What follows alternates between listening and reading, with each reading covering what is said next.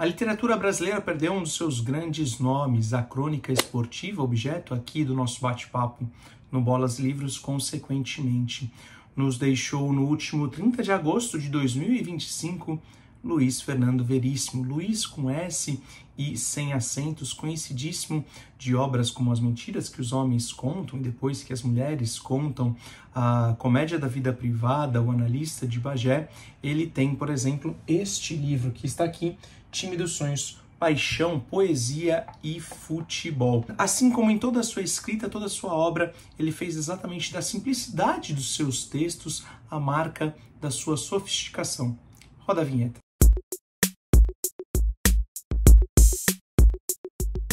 Se você está chegando ao Bolas Livros pela primeira vez, talvez já tenha percebido que eu estou bastante rouco, peço desculpas por isso e já, então, aproveitando os pedidos todos, por favor, inscreva-se no canal, deixe seu joinha e compartilhe com aquele amigo, aquela amiga que gosta exatamente desse nosso tema aqui, futebol, esporte de uma maneira geral e literatura.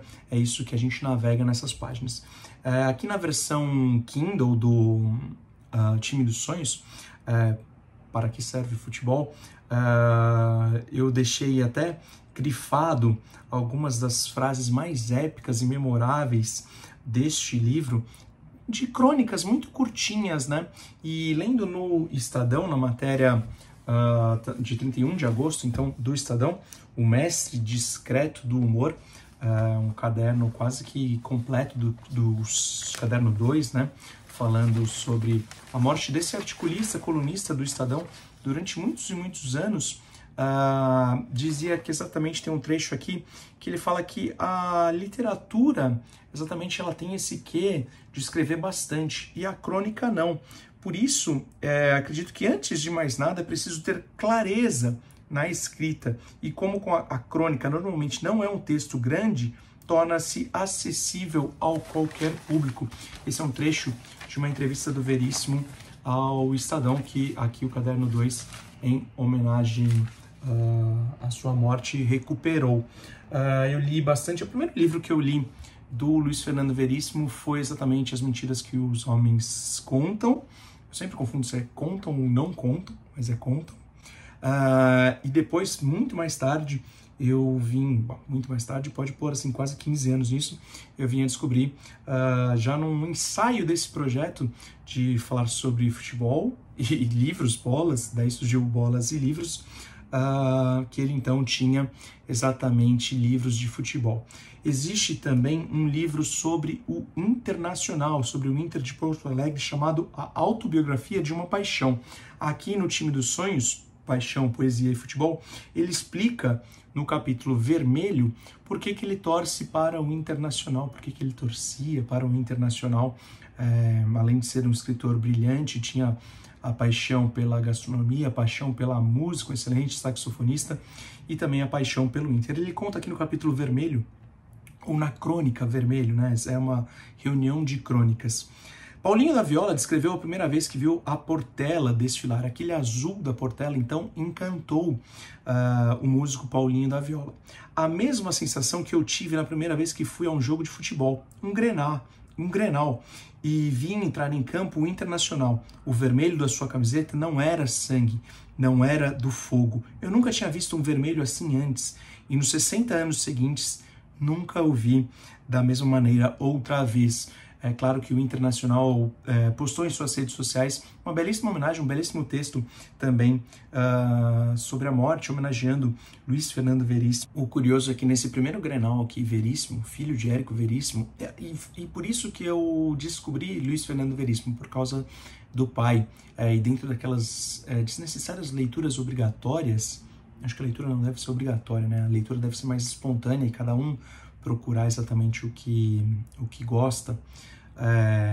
Eu li por questão da escola, do colégio, um Incidente em Antares, e depois um certo Capitão Rodrigo, livros do Érico Veríssimo.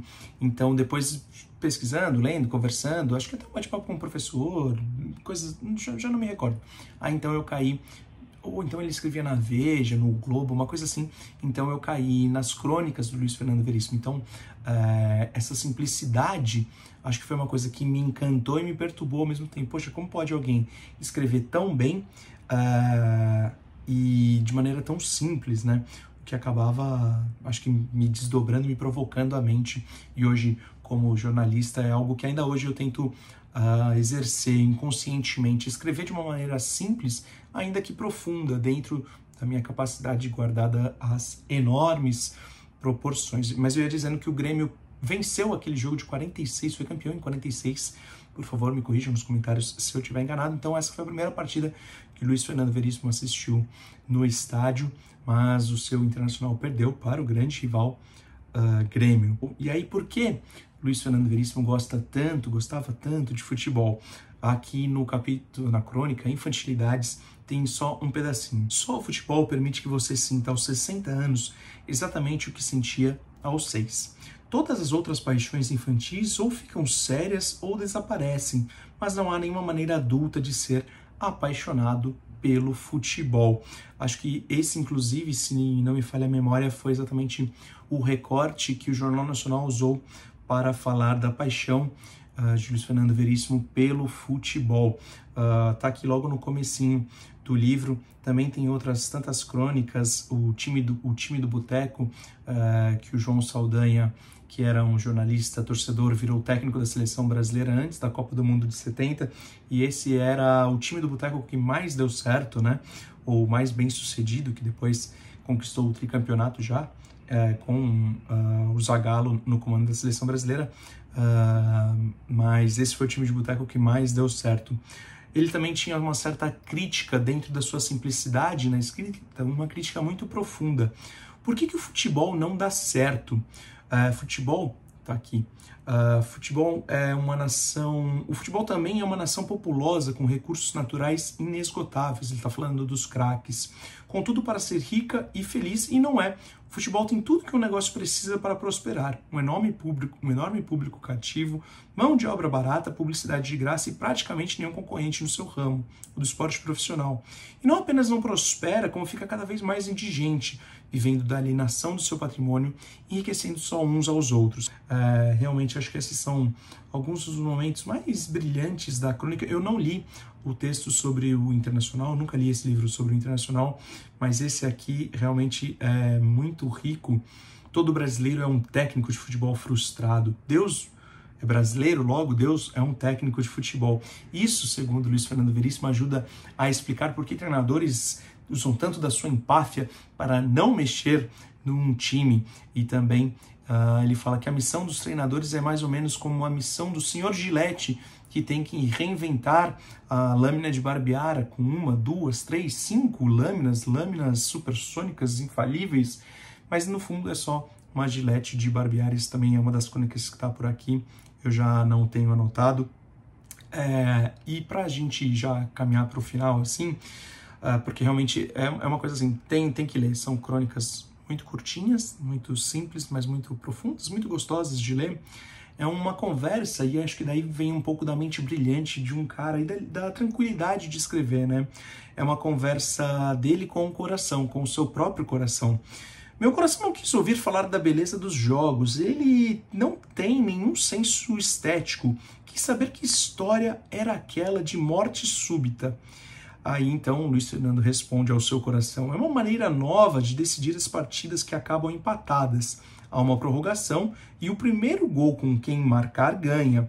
Meu coração não quis acreditar. Quer dizer que, se pelo time pelo qual você torce, como é mesmo o nome, o Brasil, quer dizer que se o Brasil empatar com algum outro time, tem prorrogação com a tal de morte súbita? Pois é, essas são algumas das paixões do futebol descritas aqui em Time dos Sonhos, Paixão, Poesia e Futebol. Um livro, uma coletânea de crônicas, uma junção de crônicas ao longo da brilhante carreira do Luiz Fernando Veríssimo. E eu quero dizer que Time dos Sonhos também é o nome da seção aqui, que Placar, muito antes do TikTok, a revista Placar. Essa é a Placar de agosto, a última que está nas bancas, com o Robinho Júnior, filho do Robinho, na capa, uma matéria com o Romarinho, o SOS Corinthians e muito mais, outras tantas matérias importantes, matérias de fôlego também. Mas falando de time dos sonhos, é exatamente o nome da sessão que Placar dá quando um personagem do nosso futebol, jogador, ex-jogador, técnico, até algum apaixonado por futebol, torcedor ilustre de algum time, escala o seu time ideal. Para essa edição de agosto, nós selecionamos lá na redação o Luizão, que escalou "No meu time é futebol de rua". Então tá aqui. Leiam também a revista Placar, para quem gosta de literatura e futebol, lá também tem o blog Prorrogação.